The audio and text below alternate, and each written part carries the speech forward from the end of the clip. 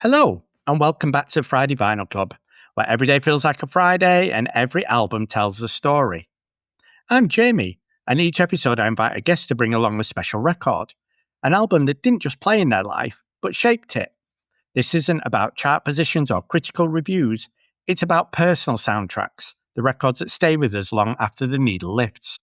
This episode, I'm absolutely delighted to be joined by Lex Harris. Some of you may know Lex. She runs the Instagram account @Lex for the record.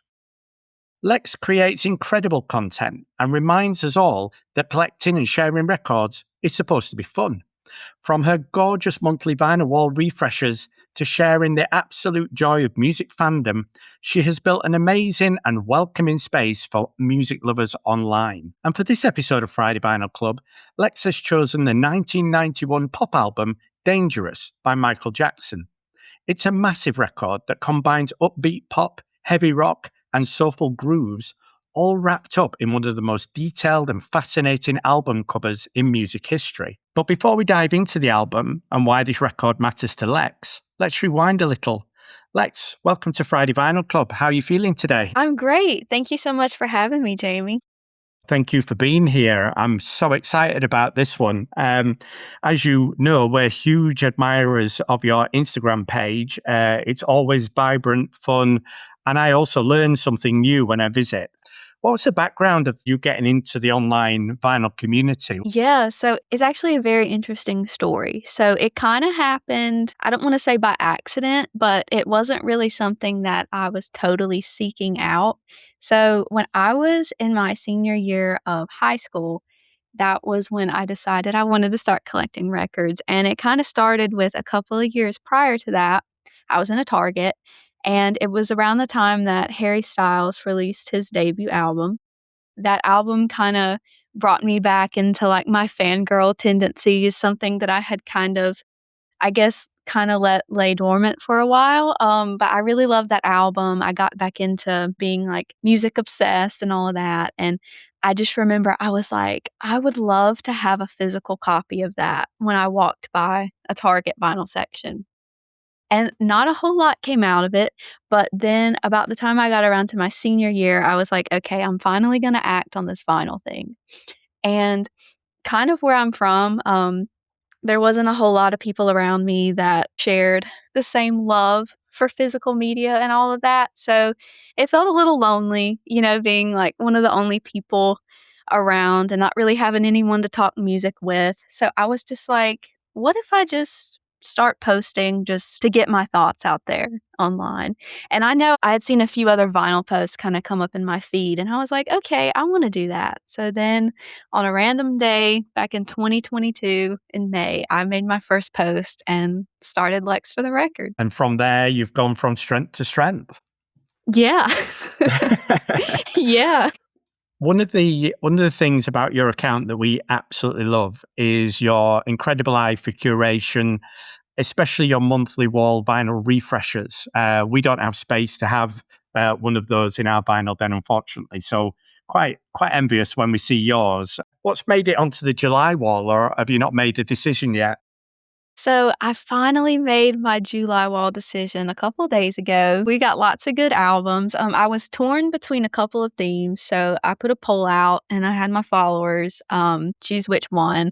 It was down between two themes, which was a golden hour Americana type vibe, and then another theme that I just started calling the Fame because it was centered around Lady Gaga's album of the same title. But ultimately, my followers chose Golden Hour Americana. So we've got lots of stuff like Casey Musgrave's new record, Middle of Nowhere. We've got Eagles Hotel California. We've got some Bob Marley is on there. We've got some John Denver. You get the picture. Absolutely, I can't wait to see the final post when it goes up. And yeah, we're huge Eagles fans, and we've definitely got Hotel California in the den. Absolutely. Yes. So yeah, look forward to that. Lex, we always love to start at the beginning on this podcast and really start to hear your story and your music memories. So What are your earliest music memories, and what did music sound like in the house when you were growing up? Yeah, so a lot of my early music memories is gonna start with I was born in 2002, so I'm a early 2000s kid, specifically, like the golden age of Disney Channel, basically. So, one of the first artists that I remember hearing and really just kind of like really just becoming obsessed with was Miley Cyrus and Hannah Montana when the TV show was going on. Hmm. So that's where it all kinda started for me. I don't know if I would be quite as big of a music fan that I am today if it wasn't for that TV show and just the music that Miley was making, not even just in character as Hannah Montana, but also her, like, initial solo records and all of that. So she was a big influence for me. And then also Michael Jackson. He was also one of those first artists I remember hearing at a super young age. His songs were always played at like whether it was like someone doing Man in the Mirror at a talent show at my elementary school or Thriller at the Halloween dance or something like that. Um, so I would say him, and then also I grew up with a lot of, like, early '90s country playing in the house. Because again, I'm from the South, so a lot of artists like Alan Jackson, Kenny Chesney, that was what my parents usually had going, but my music taste definitely evolved beyond that. I kinda got more into, like, the pop, the rock, and the pop punk scene as I kinda grew up, but yeah, I would say Miley Cyrus, Michael Jackson, some early '90s country, and then, of course, Taylor Swift also kinda fits in that early 2000s country vibe. Yeah. You said country there. Was your mum and dad listening to a lot of that in the house, or was it just, the local radio station that was playing? It was mostly the local radio station. So my parents, they had a lot of CDs because, that was around the era when CDs were, I guess, at the height of like their sales and were super popular. But I would say that they were just casual music fans. It wasn't like a household staple. I would say becoming such a big music fan was something that kind of just happened for me. Like I said, they liked it casually, but not quite on the level that I do today. So they were around CDs. Was there any vinyl in the house at that time then? Or were you the one who brought vinyl into the household? I was the one who brought vinyl into the house. And is that the Harry Styles record? That would be the Harry Styles record. So on my 18th birthday, what I asked my parents to get me was a record player and then a copy of that album. And that is exactly what they did. And that was pretty much the start of it all. We've had albums in the house and a record player in the room ever since. Fantastic. So what about your school friends? Were you sharing music at school and listening to each other's tastes and informing your musical landscape? Yeah, absolutely. One of my oldest friends, she's like my fangirl best friend. We've been friends since middle school. Like what started like our music sharing and like our just passion around, like, other friend groups and stuff with music was actually 5 Seconds of Summer. We formed, like, a whole group over, just being fans of that band, and we would, like on certain days, we would wear certain things that, like, that, like, reminded us of them and, like, was in their style, and we would have, like, the posters tucked into our binders and things like that. So, I definitely did have some friends around in school that also enjoyed music, but we weren't like the majority, if you will, when it came to, I guess, being fangirls. 5 Seconds of Summer, you almost brought that to Friday Vinyl Club, didn't you? I did. Yes, I almost chose Sounds Good, Feels Good, but then I was like, well, I feel like I've talked about that album a lot, and one that I haven't really given a whole bunch of love to lately was Dangerous, so it was definitely hard to choose between the 2. Were 5 Seconds of Summer then the first band that you gravitated towards and became obsessed with from a fan perspective? Okay, so I owe a lot to 5 Seconds of Summer. So I would say, like, my first band obsessions probably started with the classic One Direction when I was in, like, 2nd and 3rd grade. but I didn't really, I wasn't old enough to, I guess, like, fully appreciate, like, what they were singing and everything, but they actually got their big break. 5 Seconds of Summer did. They got their big break opening for One Direction on one of their tours. So they're very, very connected in that, like, fangirl pipeline, but it really kinda got going for me in, like, 6th grade. That was when 5 Seconds of Summer fully took over, and I was obsessed. Fantastic. One really lovely thing happened in our house when Ollie was about 13, 14. He started passing music back to me. And Mm. over time, that's become a little bit of a sort of partnership.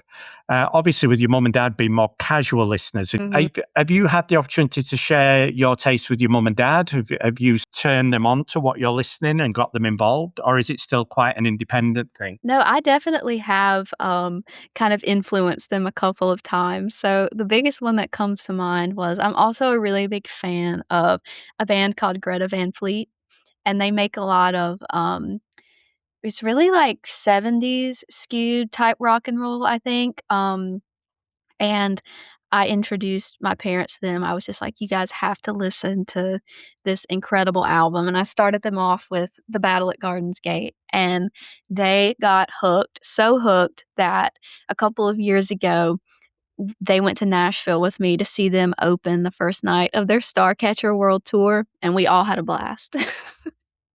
Yeah, Yes. that was that. I think it's wonderful. Some of the most wonderful music that I currently listen to, are artists that Ollie's introduced me to. And by the sound of it, your mum and dad would never have had that experience with you had you not passed that back.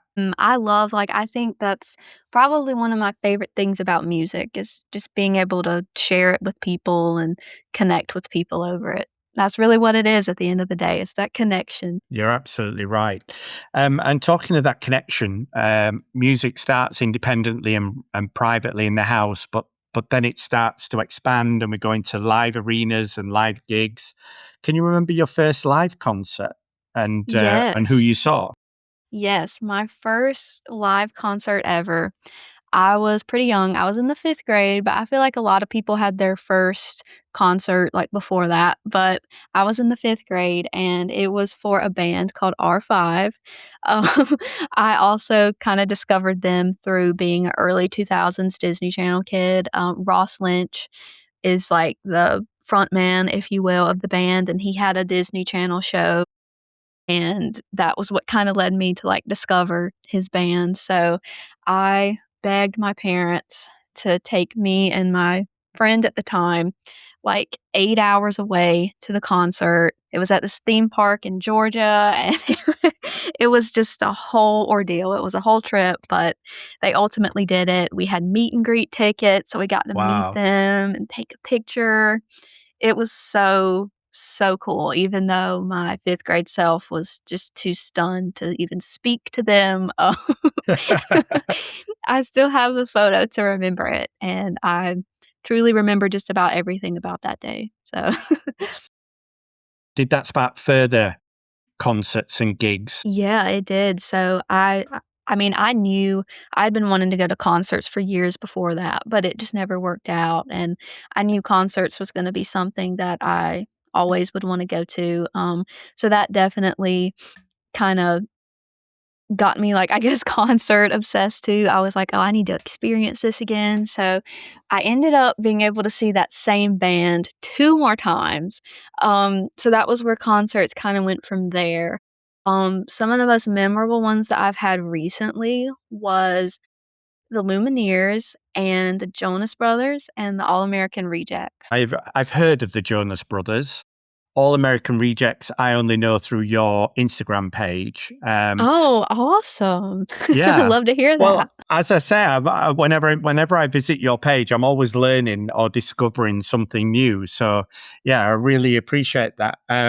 So, from a live perspective, do big artists tend to come your way? Yeah, so that's a super interesting question. So when it comes to like major artists, touring. I will say South Carolina does get left out a lot. They will either come to Atlanta or they'll come to, like, Charlotte, North Carolina, or Raleigh, and then I guess they just kinda think us South Carolina people can just pick one of those to drive to.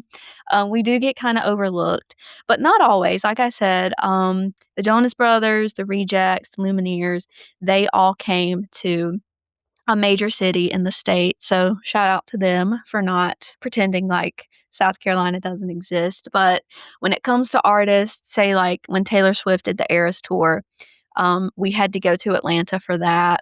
Um, my friend and I are going to see 5 Seconds of Summer in August, and we have to go to Charlotte for that. So, when it comes to artists like that, we usually get left out of, but yes, if you're a country music fan, then you do not have to travel far because they're always here. Oh, no, that's fair enough. Yeah. Talking of Taylor Swift, that's exciting that you've seen Taylor Swift live. How many times have you seen her play, That was my first time. and how did you find it? I loved it so much. So I went with, my sister-in-law who had been to every single tour that she ever did. So and then I was over here like a first-time Taylor Swift concert newbie, so it was funny that we were both, like, complete opposites when it comes to, like, how many times we've seen her live, but it was amazing, and since it was the Eras Tour, it honestly felt like I did kind of get to go to all of those other tours in a way because, again, she just did a little bit from every single one of her albums, and it was just such a nice journey. It looked fantastic. We weren't able, unfortunately, to make one of her UK gigs when she did that tour, but everything we see online, she does put on a stunning show, that's for sure. Yeah, it's a Um, spectacle. 5 Seconds of Summer, how many times have we seen them? 0, so, this coming August will be my first. Wow. I've Now been waiting years for it. So how have you come to they've been so big in your musical landscape? Is it just been timing and maybe cost that meant you haven't seen them as I yet? guess. So, it's kind of a little bit of everything. Again, I started, like, becoming a big fan of them when I was, like, 12, 13, and, around that time, it just wasn't something that I guess my parents were were willing to do or, like, able to do at the moment, so it just never really worked out. There was a almost chance when I got to see them, but I absolutely wasn't gonna go without my longtime best friend who has been a fan of them with me since day one. She had, like, a school thing, and we couldn't make their last tour. So when they announced this current tour, the Everyone's a Star tour, we were like, "We are going. Doesn't matter what's on the schedule. Everything's canceled. We're going." And we made it happen. So So is that a road trip or are you flying? How are you getting there? It's a little bit of a road trip. Yeah, it's not far enough to need to fly or anything, so we're Okay. gonna road trip it. Road trip it, and hopefully you'll create some lovely online content for us to see that trip unfold Yes, as you that's go the see them. plan. I'm gonna Are you take da- you guys along with me. Yeah, that would be great. Are you down in the pit? Are you in seats? Where We're are you in in the seats. Okay. Yes, we're in Is seats, but we're probably, like, 10 rows back, I would say, so we have a decent view, but we're not, like, right up front, but it's good enough for us, you know? What type of venue is it that they're playing? Yeah, so it's a really cool outdoor venue. I think it's one of the few stops on the tour where they're gonna be playing outside. So it's like you can either get some seats that are, like, covered by an awning, or you can get lawn seats, like, in the grass, and you can bring, like, a towel or, like, your own chair or something, but we do have, like, the covered awning seats. Well, I hope you have a fantastic time. And as I say, I look forward to seeing that. So, talk to me about Michael Jackson and your love for MJ. It sounds like you were hearing his music relatively early on. Talk us through that. Where did your appreciation for Michael's music come from? Yeah, so I would say it definitely did start early on, like I said. I really think it kinda started for him during, like, my, like, school age, elementary school age time period in my life, because again, whether, like, a kid in the talent show was singing one of his songs or, like, we had a program or a celebration where music was involved, it would They would usually have Man in the Mirror on the playlist, or if we had like a Halloween festival or a Halloween dance, Thriller was always gonna be going.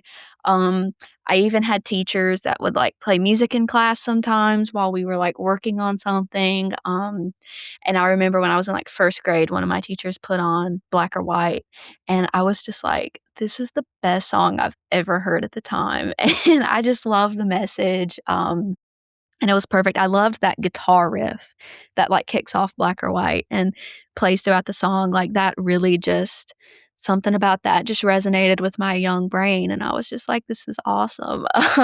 So it definitely started then, um, and then it just kinda blossomed from there, I think. Like, I just kind of discovered the rest of him, like, beyond the greatest hits and all of that. I just discovered that on my own, just going on one of my music deep dives, you know? S- But s- the Bad album was the one that, especially, like, my younger self just loved that album. I would listen to it all the time, had it on CD, would play it on my little MP3 player. It it was great. That is an iconic album. As I maybe mentioned, I've got Thriller and I've got Bad in our record collection, but I probably am more of a greatest hits guy when it comes to Michael Jackson. We recently went to the cinema to see the new Michael Jackson film. Oh my gosh, did how did you like it? Well, not as much as my son Ollie and his girlfriend Nida did, and they've seen it, I think, 5 or 6 times, which Same. it's just like it's like Nida is a huge Michael Jackson fan, and she's starting to educate me on Michael's legacy, really. But yeah, we loved the film. It was kind of educational because there was part of his upbringing that probably I wasn't fully aware of. And it was shot in such a really nice way. It really let the story unfold. Um, and of course, how could you not be blown away by Bubbles? Oh my gosh. We love bubbles. We do. What do you think of it? How do you think it fits the Michael Jackson story and legacy? Yeah, so I loved the movie, no different than your son and his girlfriend. I saw it 6 times before its theatrical run ran out, so I totally understand the hype. I will say, though, I did go in with not low expectations, but just a little bit skeptical because I was like, you know, there was all kind of, like, conflict and, like, production schedule conflicts going on with it that we heard about online, and then I just remember thinking, like, "Can anyone really embody Michael in a good way, though?" Like, I just feel like he's hard to kinda imitate and channel energy from, but oh my gosh, Jafar, his nephew, was incredible, literally blew me away. It was so good, I honestly got emotional in the theater because he just, like, perfectly embodied his uncle, but I think it was a great movie. I do think it's more entertaining than it is, like, in-depth or anything about his life. Obviously, it left out a lot, which is kind of a given with movies because again, the movie would have been, like, 10 hours long if it included everything because he just had such a wild and complicated life, but overall, I absolutely loved it. I think it was just so visually beautiful, and it did definitely hit, like, the major points. Like, it gave you what you needed to know as far as, like, his dad and, his Pepsi accident and just all of the things that kind of, I guess, started contributing to his, unfortunately, his kind of sad ending with the way Mm, his life ended, so I thought it was great, and I think I saw the other day that it's, like, $9 million away from grossing $1 billion worldwide, so clearly the whoa. wor yeah.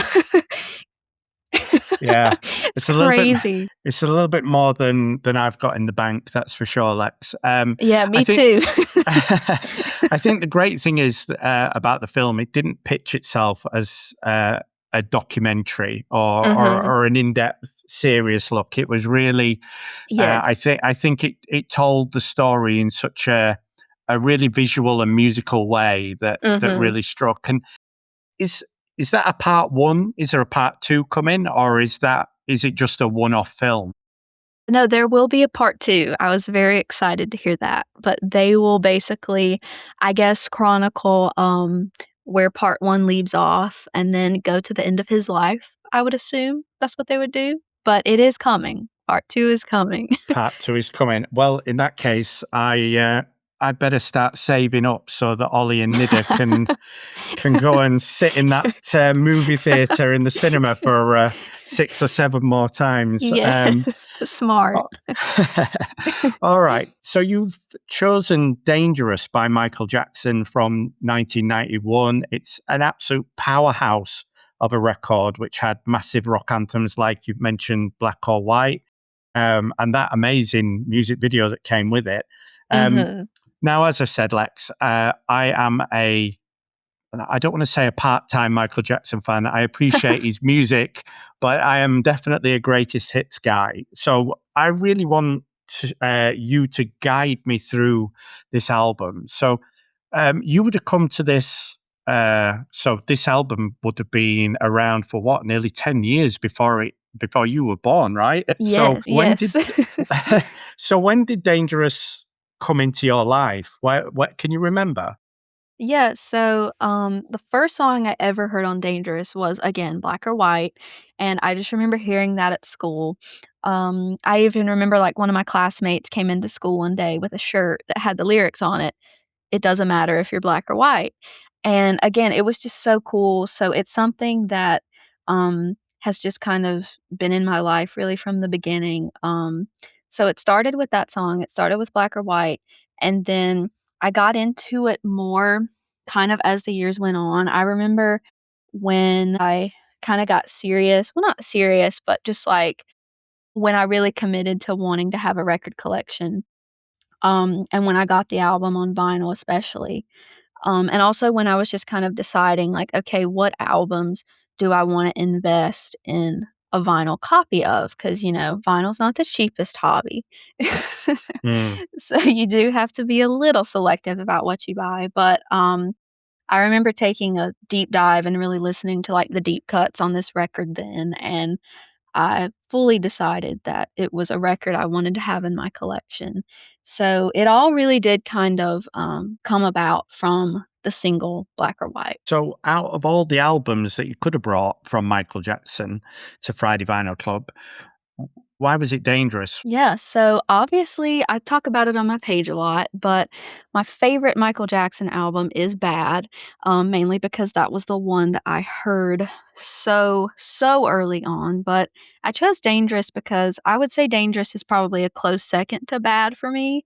And also, the cover art is probably one of the most mesmerizing things I think I've ever seen in my whole life. So I also was like, well, this is a record where I could talk about the songs a lot, I could talk about what it means to me a lot, and the cover art is like a whole nother conversation. Yeah, the cover art is, and we'll get to the cover art because I am absolutely fascinated around what I've read about the cover art and some of the symbolic meanings maybe around the pictures on the front.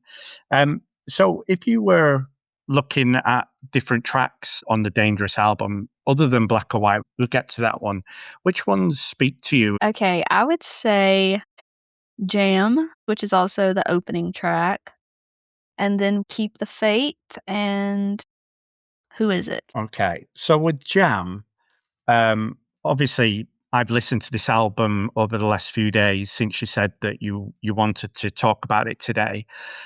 I did not expect that opening track to be a Michael Jackson track. I think Mhm. it feels very very different, doesn't it? It feels Yes. like there's almost rapping in there. Yes. Um, I got from it there was a lot of energy in there. There was a lot of themes about confidence and I guess survival. What was your take on Jam? Yeah, so I remember when I heard Jam, it was one of those songs where I was like, "Okay, to fully understand what he's saying, I'm gonna have to pull out the lyrics because there's a lot going on."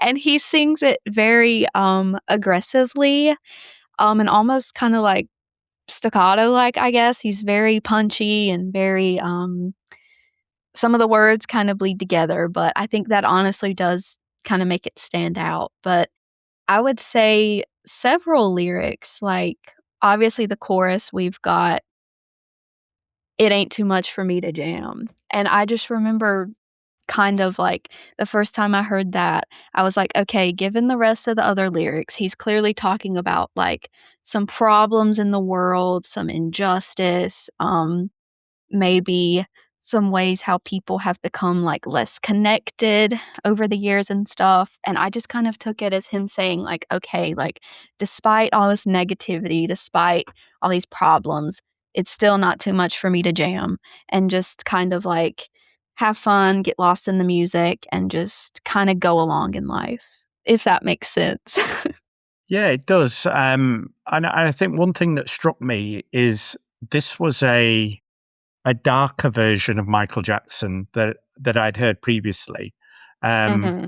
I mean, some of the themes on Thriller and Bad are quite dark, but this felt a little bit more adult, if that makes Mhm. sense. I mean, Yes. what was he in his 30s at the time when he released this one? Yeah, I think he was, like, early to mid-30s. Mm. And Mhm. he's not recreating anything, is he? Overall, when I was listening to it, I was like thinking it's kind of like a new sound for Michael Jackson. It didn't Mhm. sound like anything he'd done previously, and obviously he's got a Teddy Riley, the producer, on there that would have been influencing that.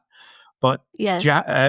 but that opening track, Jam, just it seemed like it was a statement of intent. It was like, you're here now, you're listening to this new record, throw away anything that you might expect of Michael Jackson. We're going in a different direction here. Does that resonate to you? Yes, it absolutely does. I feel like, honestly, with every Michael Jackson record, I kind of feel that way to an extent. Like, I don't think Thriller sounds anything like Off the Wall. I don't think Bad sounds anything like Thriller, and Dangerous certainly sounds like none of none of them. I feel like all of his records kind of, no record really sounded super similar to the previous one with him. So yeah, that makes perfect and complete sense even to a longtime Michael Jackson fan. Few. I'm along the right lines, which is good to know. Mhm. But he also has a knack of producing beautiful songs, even though some of them might sound differently. In Keep the Faith, you mentioned. Did I hear a bit of gospel in there? Yes. Yes, there's actually, another song on there that has even more gospel is, "Will You Be There?" There's a lot of gospel. There's even, like, a whole, like, I think the Cleveland Orchestra is also featured on that track with him, and they do a whole little number at, like, the beginning and the end. Is that the one that starts with? It sounds like Beethoven. Yes. It was also featured in a movie called Free Willy, if you've, ever Ah, seen okay. that. A long, long time ago. We're Yeah. going, yeah. That would have been probably one of the videos before that we had DVDs. It would have been a videotape The that VHS. Yeah. yeah, the VHS that Yeah. probably sat Ollie down to keep him quiet. Yes. Um, it was either that or throwing him in the back of the car to drive him around listening to my music when he was a young kid. When he was throwing one of his tantrums, but. Yeah. But yeah, I think from Keep the Faith, it was about perseverance I got out of that, and a Mhm. kind of a theme of encouragement as well. Mhm, very similar to Jam in the sense of, like, themes, not in sound, but just in, I guess, overall message. So who is it? That seemed to be a really, Mhm. really dark song. That one is Um, really dark, yes. I don't yeah, think he has any other song that sounds quite like this one either. It's very unique. I like the bass line in this one. Yeah. Um, that was one thing that I pulled out. So people bring these albums to Friday Vinyl Club, unless it's an album that I personally has been in my soundtrack, and it's something that I've listened to over the years. I have a relatively short time to listen to the album and then just try and get first impressions, really. But yeah, that for Who Is It? It sounded in his voice, the way he delivered the vocal. He sounded like he was in a little bit of maybe emotional pain. Mm-hmm. It was one of those that stuck out to me on first listen from the vocal delivery. Yeah, it is. I think that's a big reason that, like, I was drawn into it too. Because when it comes to music, like, I like a lot of music and I like a lot of things about music, but one of the biggest things, I guess, for me is, like, if I'm gonna feel super connected to a song, then it needs to be emotional, it needs to be honest, and I feel like that's just a track where, like, he didn't hold anything back, like, even the lyric where he's like, "Is it my brother?" Like, I feel like that was so intentional because if you know anything about, like, I guess Michael's past and anything, like, he has had some, like, I guess, rocky time periods with his brothers, so that line has always just kinda, like, really stuck out to me too, like, wow, that was bold of him, like, I wonder if his brothers listened to the track, if they were like, "Okay, which one of you is he talking about?" Like, yeah, like, it really just had me thinking, and then like, even just I have the album next to me right now, and I'm looking at the inner sleeve that has the lyrics printed on it, and I mean, like, they really are some dark lyrics, like, I just but that's the kinda stuff I feel drawn to, I feel connected to because they feel honest and they feel real. Give us a couple of lyrics out of that particular song that stick out to you. So in, kinda getting into the chorus, like, when he's like, "And it doesn't seem to matter, and it doesn't seem right, 'cause the wheel has brought no fortune, still I cry alone at night."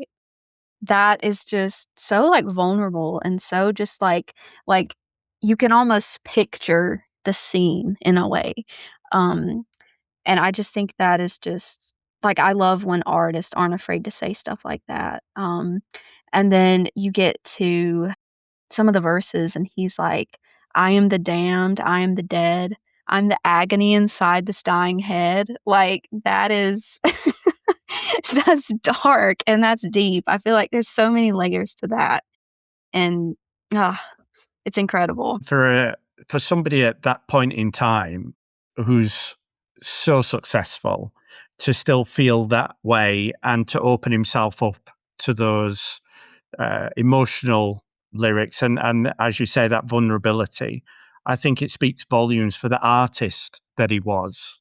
Mhm. He's not afraid to shy away from that, was he? No, he is not. I think that's probably one of the biggest reasons why I feel so strongly or, like, so connected to Michael Jackson is because I also feel like, I can be, emotional like that in a way, and, like, just hearing, like, an artist that's, like, got his level of platform and visibility, like, just to see and hear him, like, being so vulnerable and open about that stuff, it's just I don't know, it's comforting, and it just makes you feel, understood, I think is a good word. He's relatable, even though he's, like, this massive, global phenomenon, really. And paired on this album, he's doing tracks like that, but he's also then providing us with the beautiful "Heal the World" track, Oh, yes, yes. which I mean I've heard over the years, but I didn't realize it was particularly on this album. So it was a nice surprise to me when that came into my ears. Mhm. Um, and it's an incredibly sentimental song, but the way he delivers it, it's so sincere. Yes. It's like you actually believe that he's on a mission to do that. Mhm. He delivers it like he 100% believes in the message. Absolutely. What are your thoughts on that track? Yeah, I love that track. It's one of those tracks that's, like, every time I get done listening to it, I just feel so inspired, and I feel like, "Okay, I need to go out and do something good." Like, it really just inspires me to, like, really just wanna be a better person and do more, and, I also find it very calming, like I said, I think he sings it beautifully. And also another thing that is super interesting about Michael for me is like anytime he sings stuff like this, it never feels performative. It never feels fake. It feels like no, like he truly is this kind of person, and it just shines through the way he sings it, and then also to his actions. Like I feel like he always delivered, whether it was like a charitable donation or you know he would always give back in any way that he could. Yeah. I found it fascinating that he was delivering different types of messages all wrapped up in this album. So you had the dark, the vulnerability pieces, but then you had the songs like Heal the World, and to an extent, Black or White. Mhm. And that's probably a nice entry point into that first song that you heard off this album when you were so young, that Black or White track. Mhm. Um, Talk to me about it, because it caught your imagination when you were a young kid, but the way you've talked about it already on this podcast, it still sounds like it's such an important track to you. It is. Like I said, it goes all the way back to elementary school with that one for me, but, I remember also not too long after I heard the track, I also watched the music video, and I just remember being totally enamored by it, because I think it was, like, one of the first videos at the time to use that type of, like, morphing transition technology. Um, and it was also too, like, just listening to the song and then sorta kind of understanding the message in the best way, that a nine-year-old brain can. I just remember thinking, like, "Okay, like, there's people that, like, think that it does matter, like, that's crazy." Like, it just had me thinking about, like, the reason, like, why did he feel like he needed to have a song like that? And then, you get older and you're like you kinda understand it a little bit more, but it's just one of those songs that I guess will just have you, like, thinking about so much, and it's like other songs on the record can kinda tie into that too, like, same with Jam and Heal the World, but Black or White, I think, was, like, such a good one to first hear, especially at such a young age, because it is a little more simple, it is a little more straightforward. Um, but I just remember thinking, like, "This song needs to be the national anthem of our country." Like like, I feel like if everyone heard this song, then maybe the world would be okay. You know? Yeah, well, it's certainly the defining anthem on this album. I can kind of vaguely remember it coming out and seeing the video on TV. Thinking about the album as a whole, it's traveled with you for quite a few years now and through different phases of your life. Are there any specific songs that have changed meaning for you over the time you've had this in your landscape?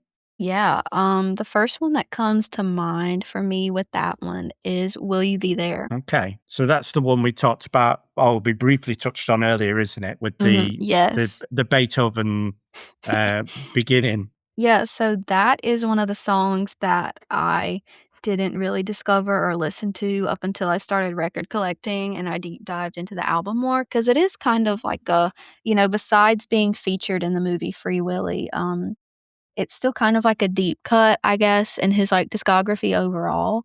Like it's not one that a whole lot of people are gonna like talk about or be like, "Oh yeah, that's my favorite Michael Jackson song." But that one really kind of I used to never really think too much about it until, really honestly, until I saw the biopic. Some of the lyrics in there just kind of, I guess, really had me thinking about how, like, that level of fame, I guess, can kind of impact a person and make someone feel that way. Like, he's got some lyrics like, but they told me a man should be faithful and walk when not able and fight till the end, but I'm only human. Like, I just feel like that is such a good set of lines that could easily be applied to, like, fame and I guess just navigating that kind of, lifestyle. Yeah, and I don't think any of us could try and understand the level of celebrity that Michael Jackson was at when this album came out, and the level of scrutiny he was under from the media and the Mhm. press. It must have Yeah. been, he loved his fans. Whenever I've seen him and he's been mobbed, he's always smiling and waving. But Yes. there's the other side of fame that is a bit more of a burden, isn't it? And, Mhm. I can't imagine what spending an hour as Michael Jackson at the height of his fame must have been like. Yeah, I know. It's like you said, it's like something you almost can't even comprehend. Um, okay, we can't talk about this album without talking about the artwork and the cover of Dangerous, which was painted by visionary artist Mark Ryden. It looks incredibly intricate. It's got that mysterious image and Michael's eyes staring out from behind that theatrical mask. We've got wild animals, we've got circus imagery, we've got hidden symbols. Um, it perfectly seems to suit such a cinematic record, right? It does, it does. I mean, honestly, like, what don't we have on this album cover? So, I think it's beautiful. One of my favorite things to do, like, especially, now that I've had this vinyl copy for so long, but I can literally even still to this day, I'll just take it out and I'll just look at all the different things on here and think about, like, "Oh, I wonder, like, why this was here," and all of that. Like, I could just get lost in it for hours. I think it's so mesmerizing. Um, I think it's kind of rare to see an album cover these days with, like, this level of intricacy and kind of detail and thought put into it. So I think it's so unique. I love how, even though there's so much going on, I think the focal point is still his eyes, and I just think that is so just stunning, really. There was seeming to be some symbolism and some hidden messages in there. Have they been decoded by fans over the years? Yeah, obviously, there's a lot of them. I think I saw some creator on YouTube do, like, a complete breakdown of, like, almost everything that was on this cover, but I don't remember all of them because it was a lot, but I do know that, if you look kinda towards, like, the bottom right corner, you'll see a man in a suit, and I do know that he's supposed to represent P.T. Barnum, which was one of, Michael's inspirations, icons, and he kind of, like, took away, like, how I guess P.T. Barnum, like, wanted his, circus to be, like, the greatest shows and all of that stuff. I read somewhere that once Michael was, like, quoted saying that's what he wants his life to feel like just a great big show, a great big spectacle. That's obviously what he got, so be careful what you wish for, I guess, but the way that he also just kind of had, like, a nod to P.T. Barnum on there was super cool. I wanna say Bubbles is on here. Let me see if I can find him. He's kind of Bubbles is everywhere in Michael's life. He has to be on the cover of this Right. album.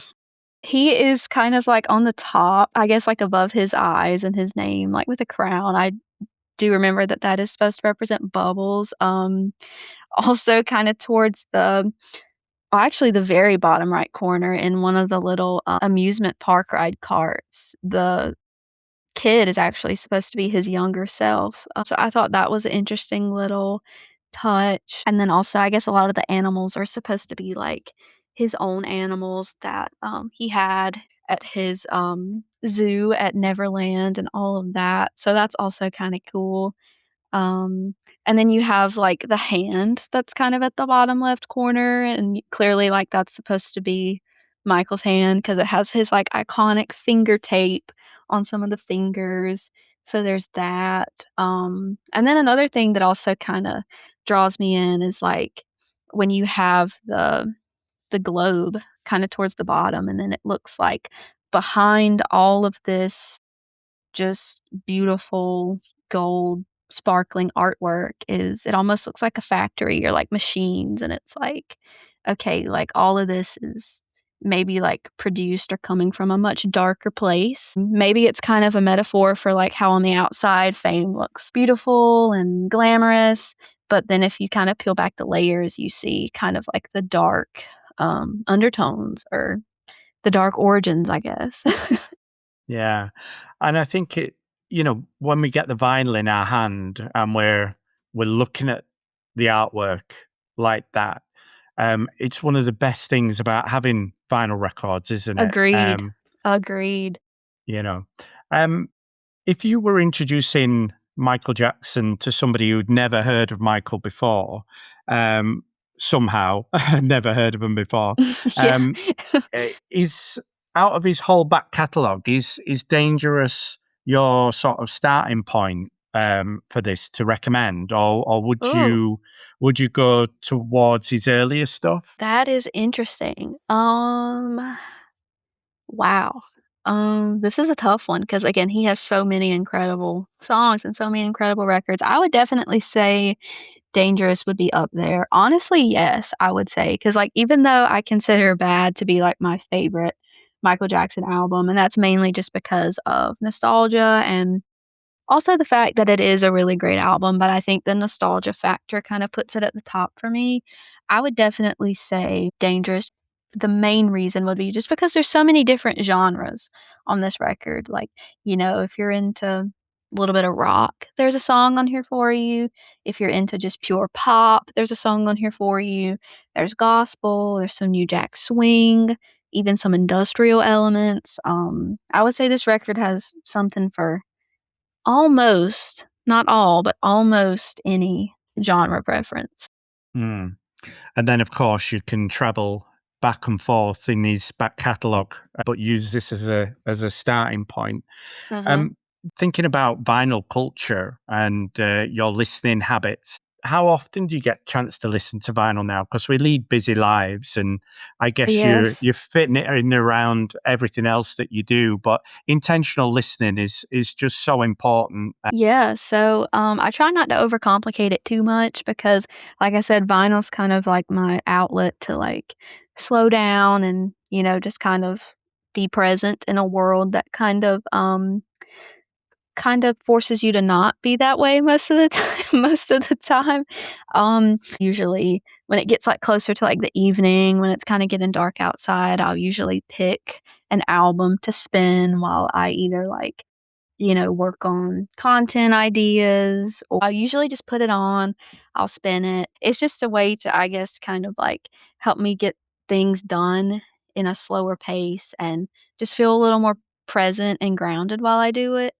Um, and sometimes, like, I won't always be doing something. Sometimes I'll just put on a record and, sit in the chair and, have some tea or something. I'm a grandma at heart.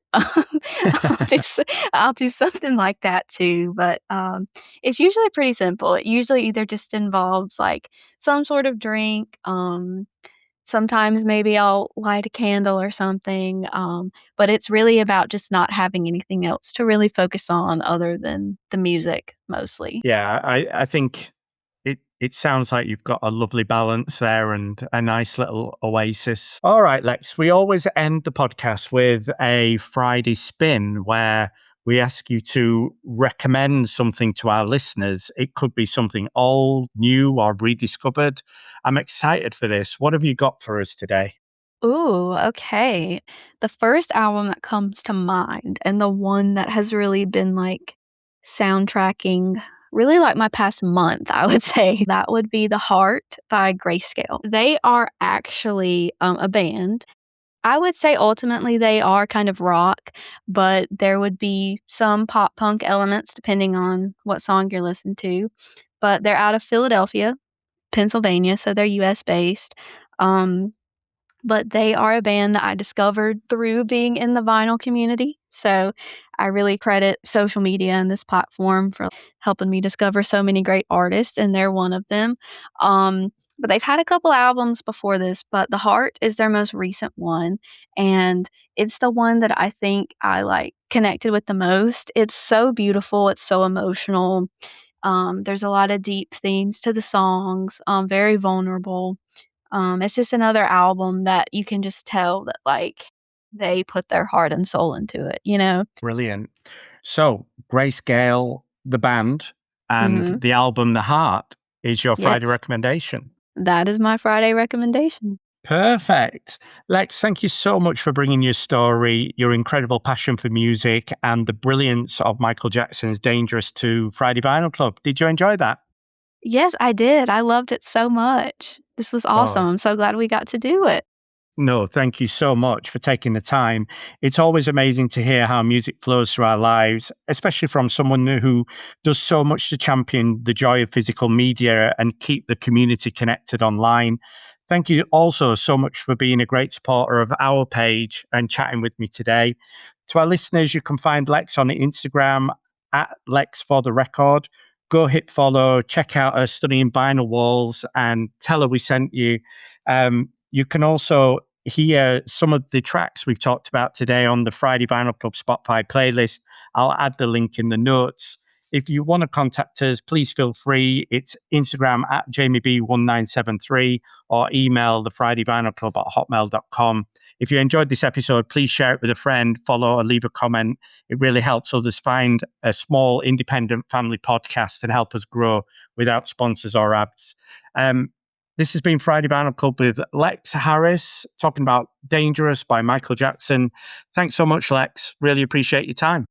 Absolutely. Thank you, Jamie. This was a blast. Thank you. Bye. Bye.